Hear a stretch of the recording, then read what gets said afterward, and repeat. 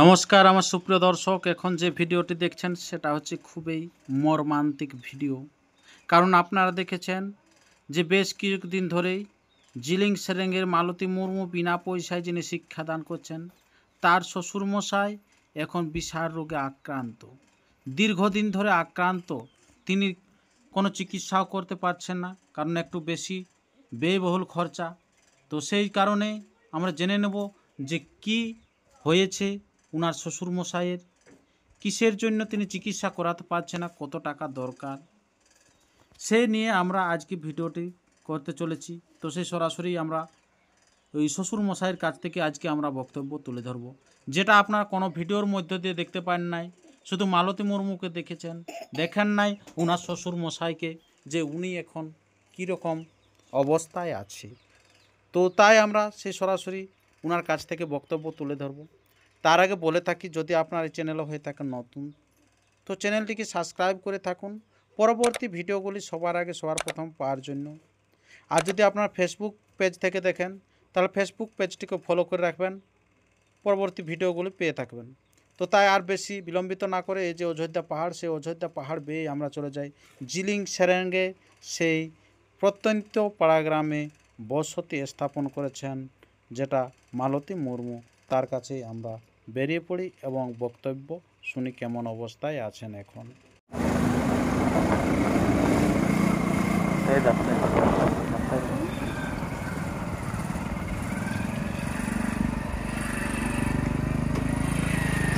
আচ্ছা, আমরা সেই ফাইনালে চলে এসেছি সেই জিলিং সেরেঙ্গের এই যেখানে আছেন এই উঁচু জায়গা, এটাতে হচ্ছে আপনার মালতী মুর্মুর স্কুলটাতে।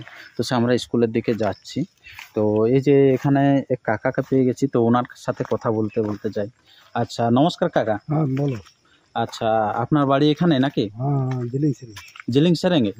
আচ্ছা, মালতী মুর্মুর স্কুলটা তো আপনাকে দিয়ে দেখছি, তো দেখাতে চলেছেন। তো মালতী মুর্মু আপনাদের এখানে কিরকম, মানে ব্যক্তিটা কিরকম? ব্যক্তিটা এখানে তো ভালো ভালো।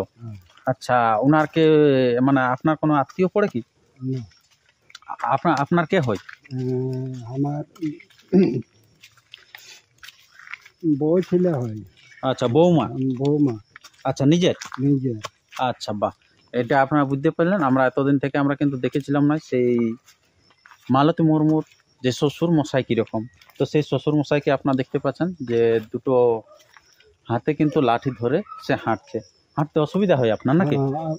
একটি পা মানে অচল।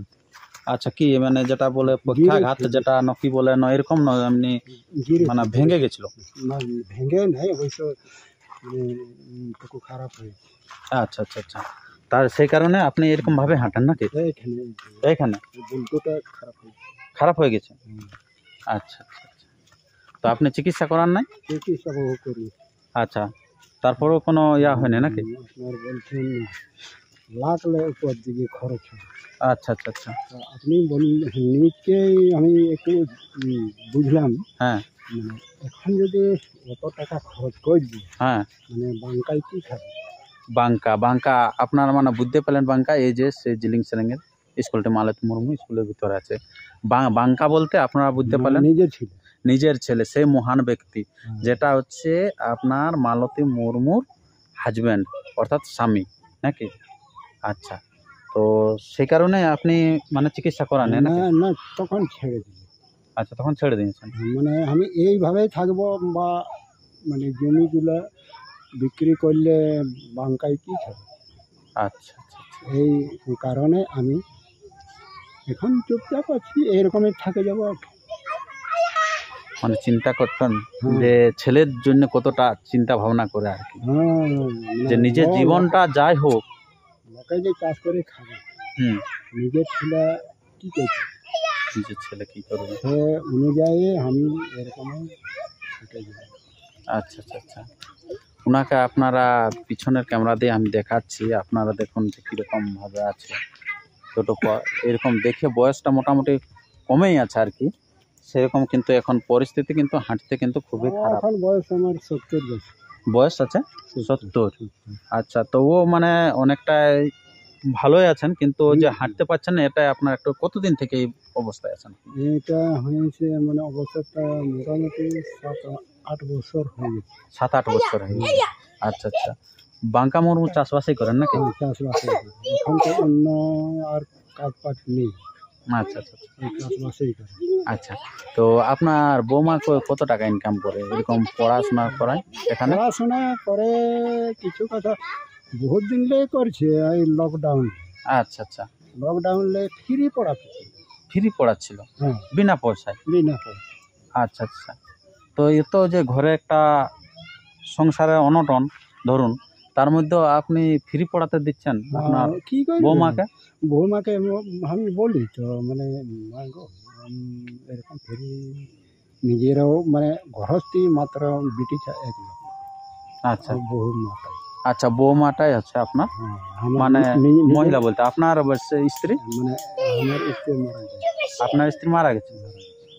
আচ্ছা আচ্ছা, আর আপনার ছেলে কটে? ছেলে দুটি। একটা বাপ একটা মা। বাপ একটা আর মা একটা বলতে? হ্যাঁ, মানে একটা না একটা ছেলে।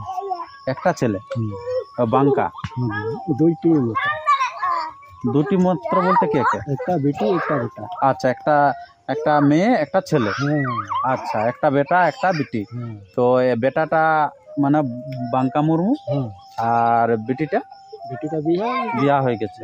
আচ্ছা, যাই হোক, তো বিয়া হয়ে গেছে, আর তারপরে আপনার স্ত্রী মারা গেছে না তার আগে মারা গেছে?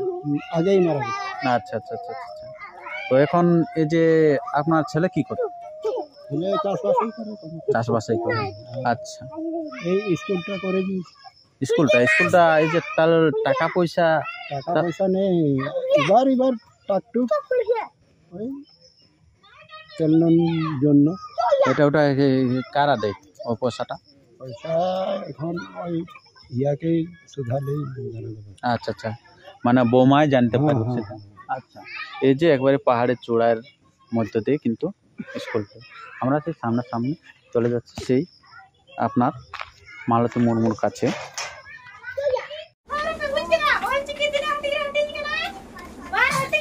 আসবেন, ভেতরে আসবেন।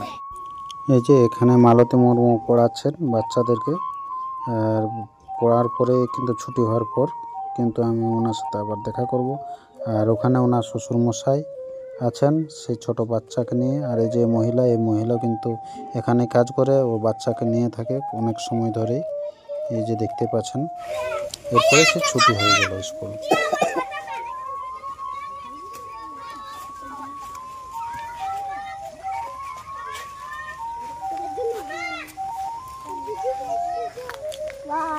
ও বাবু, শোনো শোনো, তোমার নাম কি? জোহর পাহাড়ি। জহর পাহাড়িয়া? আচ্ছা, তোমার স্কুল ড্রেস কই? পাও নাই? আচ্ছা, তুমি তাহলে পরে ভর্তি হয়েছো নাকি? আচ্ছা আচ্ছা, পরে ভর্তি হয়েছে। কিসে পড়ো, কিসে? হ্যাঁ, পরে পড়ো।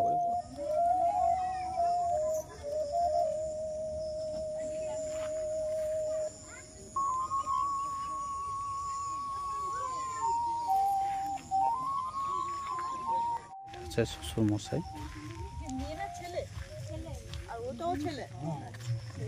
চিকিৎসা করো কিন্তু, বুঝছো? চিকিৎসা করো।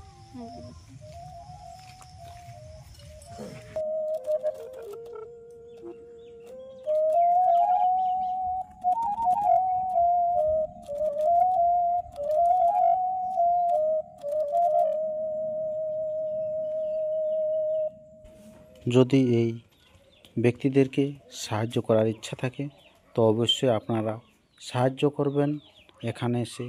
আর যদি আপনারা সাহায্য করতে না পারেন তো ভিডিওটি অবশ্যই শেয়ার করে সমস্ত মানুষকে জানিয়ে দেন।